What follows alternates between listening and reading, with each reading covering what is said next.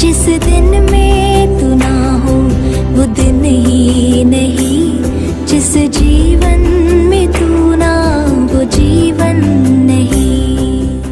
प्रकाशित वाक्य 2 अध्याय का 10वां वचन।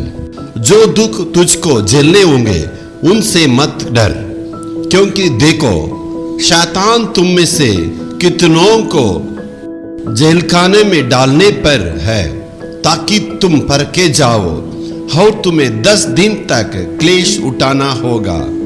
प्राण देने तक विश्वासी रह, तो मैं तुझको जीवन का मुकुट दूंगा।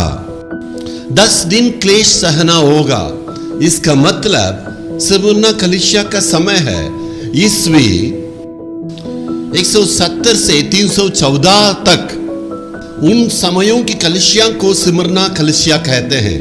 उन दिनों में इसका मतलब जो नीरो डोमिशियन राजा को वो कहते हैं, उनको ईस्वी 64 से 314 समय तक, इसका मतलब कॉन्स्टेंटाइन राजा आने समय तक 10 प्रकार की क्लेशों को, दुखों को उन दिनों में मसीहों ने मिलकर झेला है।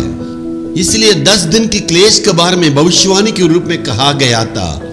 इसमें पहले शताब्दी में 3 क्लेशों को मसीहों ने झेला और दूसरे शताब्दी में और दुखों को मसीहों ने झेला था।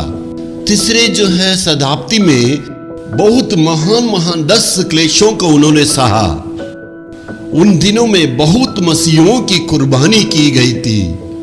इसी को भविष्यवाणी के रूप में कहा गया था, 10 दिन तक तुम जो है उपद्रवों को झेलना होगा। इन कलीसिया को मुसीबतों को झेलने का कारण क्या है? पहले यीशु कलीसिया है। उस शुरुआत के प्यार को यीशु कलीसिया खो जाने के चलते परमेश्वर दुखी के साथ उन कलीसिया को से उन्होंने कहा। प्रकाशित वाक्य 2 अध्याय का 4 वचन में एफिसी कलीसिया से परमेश्वर ने कहा, तुमने पहले के प्यार को पहले छोड़ दिया है। उसके बाद जो कलीसिया है स्मुरना, इसी से परमेश्वर उस प्यार को ढूंढता है। परमेश्वर इस कलीसिया से प्यार को चाहने के चलते इस कलीसिया में इतना दुख और मुसीबतों में, परीक्षाओं में उनको स्थिर रख के सो दिखाना पड़ता है। मेरे प्यारों सुनने वाले, क्यों इतना दुख है, क्यों इतना क्लेश है, क्यों इतना परीक्षा को हम देखते हैं? परमेश्वर जिससे प्यार करता है उसको परमेश्वर जो है परीक्षा देता है। इसलिए आपको भी उसे नजदीक आने के लिए, उनसे प्रेम दिखाने के लिए, कुछ भी आने से क्यों ना हो, परमेश्वर को प्यार को मैं दिखाऊंगा जो दिखाते हैं ना। कितने दुख और मुसीबत आने से भी परमेश्वर के प्रेम से मैं दूर नहीं हो जाऊंगा।